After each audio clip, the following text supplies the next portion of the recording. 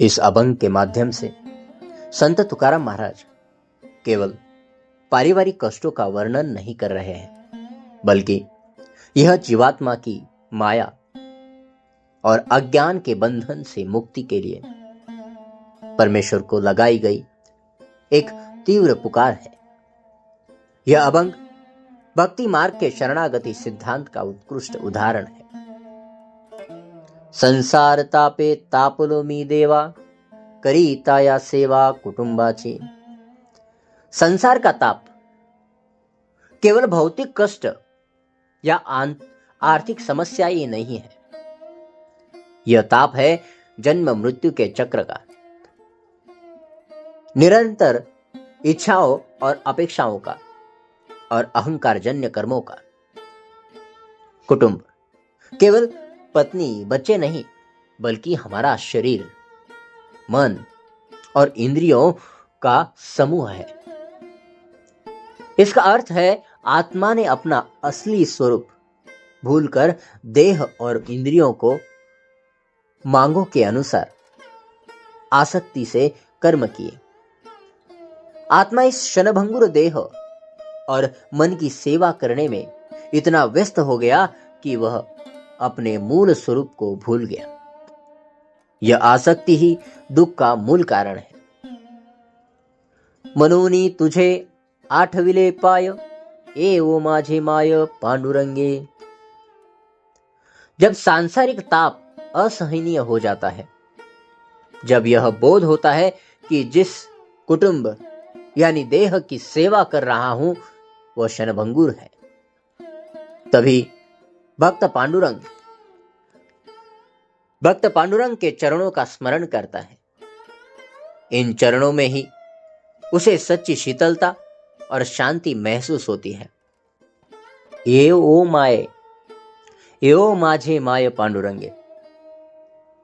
परमेश्वर को मां कहकर पुकारना माधुर्य भक्ति का भाव है। मां अपने बच्चे के कर्मों का विचार न करते हुए उसे प्रेम और आश्रय देती है। तुकाराम महाराज कहते हैं कि केवल तेरी वात्सल्य पूर्ण कृपा से ही मुझे शांति मिलेगी। यह शरणागति भक्त की योग्यता पर नहीं, बल्कि ईश्वर की कृपा और दयालुता पर आधारित है।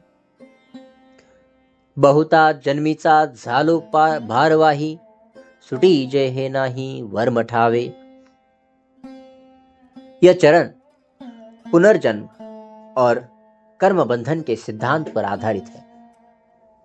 भारवाही का अर्थ है जन्मों जन्मों के कर्मों का बोझ ढोने वाला। जीवात्मा अनवरत कर्मों का बोझ ढो रहा है। हर जन्म में किए गए कर्म वासनाओं के रूप में जमा होते हैं, जिसके कारण उसे बार बार जन्म लेना पड़ता है।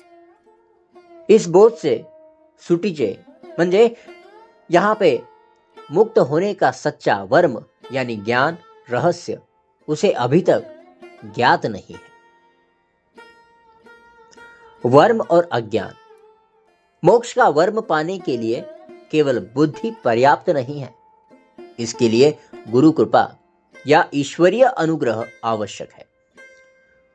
यह वर्म अज्ञान के कारण छिपा हुआ है और इसे दूर करने की शक्ति केवल परमेश्वर में है। वेढ़ी येलो चोरी अंतर्बाह्यतकारी, कन वन करी कोनी माझी। चोर का अर्थ है, यहां पर चोर का अर्थ है षड रिपु, काम, क्रोध, लोभ, मद, मोह, मत्सर। मन और बुद्धि इन चोरों यानी वासनाओं से घिरी हुई है। वे लगातार आत्मिक शांति चुराते हैं। बाहरी दुनिया यानी विषय विकार इंद्रियों को मोहित कर आत्मा का ध्यान भटकाते हैं।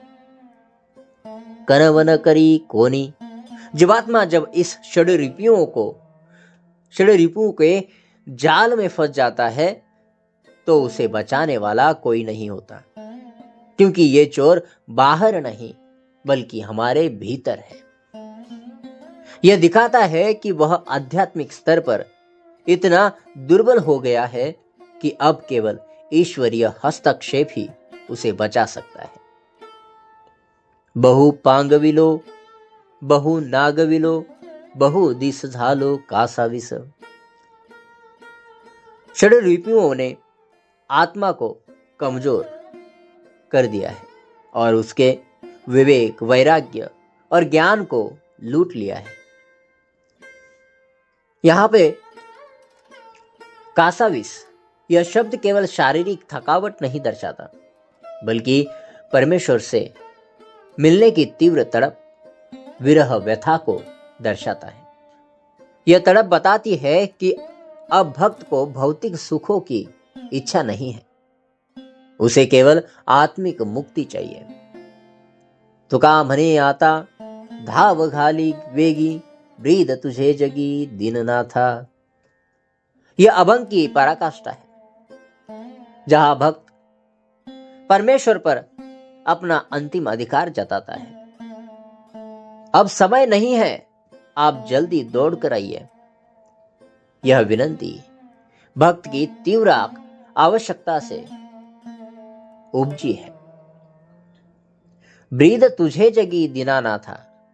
तुकाराम महाराज ईश्वर को याद दिलाते हैं कि मैं आपकी कृपा पर निर्भर हूं, अपनी योग्यता पर नहीं। ईश्वर का ब्रीद है कि वह दीनों और अनाथों का नाथ है, स्वामी है। भक्त स्वयं को दीन और असहाय घोषित करता है, जिससे ईश्वर को अपना ब्रीद रखने के लिए उसे बचाना ही पड़ेगा। यह भक्ति मार्ग में शरणागति की सर्वोच्च अवस्था है।